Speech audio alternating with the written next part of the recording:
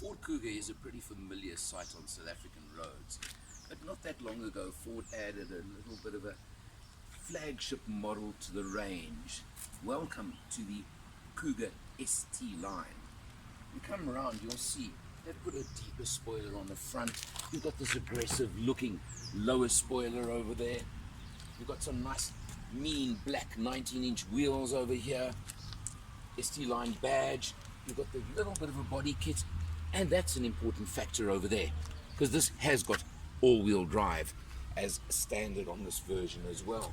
You have a look over here. I'll open the back door for you, and you'll see as standard on a Kuga, it's pretty spacious in the back, and you've got your leather and Alcantara mix on the seats to make it look pretty upmarket, very comfortable, very neat. So all those features are there for you. Of course, you come round to the rear, and it has got a nice little feature that I quite like.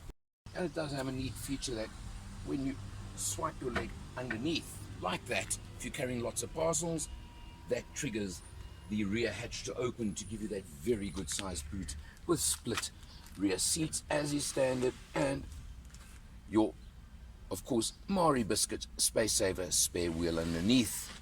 While we're looking over here, you can see the two fairly mean looking exhausts with a diffuser effect at the rear over here. Rear park distance beepers to tell you as well. And press to close. Let's check it out inside and we can see where the differences are from the other versions on the inside. Focusing on the dash of the ST line Kuga, that figure's probably a little bit of a bad reflection on this test that we've done, because firstly, we haven't done as much mileage on this test, and I have to be honest, this has been only urban driving and not even much freeway, really in congested traffic conditions. So that is an absolute worst you'll probably ever see on this vehicle. I'm quite sure you can get it way down on that. So don't reflect too much on that. But what is nice about it is, of course, you've got the very standard multifunction steering wheel. You've got all your features. You've got, of course, your cruise control over there, which is an active cruise control on this version, which again is a big feature over here. Now you've got active braking, active cruise control. Those are features you get, of course, on this model, being the ST line, being the top of the range. And interestingly, Ford do offer the ST line in both petrol and diesel. Auto on headlights, a feature that I really do like on a lot of cars. You come across to the center over here, and you've got what has now become the very standard screen, infotainment screen over here that Ford have nowadays, and importantly does include a good reverse camera. And I mentioned those beepers just now. You've got that effect over there where the parking beepers will show as well. On this version you also do get full navigation, Sync 3. I've spoken about that so many times, so you know exactly how effective I find Sync 3. And you do have remote stop start for the engine, remote entry as I showed you with that, and the mirrors do fold automatically on locking the car as well, which is a feature I do like. Over here you've got a couple of, I'm just going to move that down, you've got a couple of buttons over here that are important, and that one's one that I must say I do like to use, and that is to switch off the stop start in traffic, etc.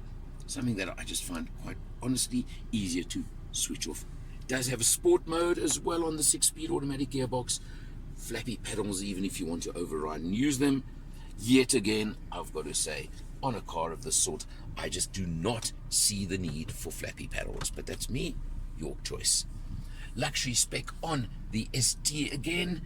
ST line is the nice big panoramic roof. I've got it partly open. You can press it again and you'll see it opens further. So you've got that roof as standard, loads of space inside. Well, let's talk the engine now, because that's actually the factor of this model. Besides the lane keep assist and some extra safety spec, the important feature on this model is actually the engine. It's got that 2-liter petrol engine, turbo of course, putting out 177 kilowatts, 340 newton meters of torque. It's a lot of engine for a medium-sized SUV. I tested very recently the 1.5 diesel version, same 6-speed automatic gearbox, very smooth, very nice gearbox as well. I tested that one, and I've almost got to say this is too much engine for this car. It almost feels like, why go to that one? And it's the comment I often make. The extra spec you get, for example, the active cruise control, lane keep, etc. I'd love that on the version perhaps with 1.5 or even 2-litre diesel. I don't know if you need to go to this version with all the extra power, acceleration, performance, which this does have, which can be fun, but you're going to pay the price at the fuel pump. Only you can make these choices. I certainly enjoy the Kuga. It's comfortable, it's smooth, it's got all the features you want, it's got all the space you want for this kind of car. So only you can make these choices. Priced currently for this version at just on 550,000 Rand. That's where it fits in the market. Crowded market space, lots of competitors, lots of versions available from all the different manufacturers in this category. This one's always a contender. For Motor Matters, I'm Eleanor, and I'll see you next time.